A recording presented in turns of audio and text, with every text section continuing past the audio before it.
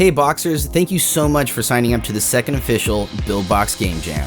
It's finally time to announce the theme and the bonus challenge. The theme is Winter Holidays. Our goal with the Winter Holidays theme is that once the game jam is over, you'll have some time to polish it up and release it this winter. We have a bonus challenge for you as well. The bonus challenge is, you do not control the main character. This might sound a little confusing, but the challenge was designed to make you think outside the box.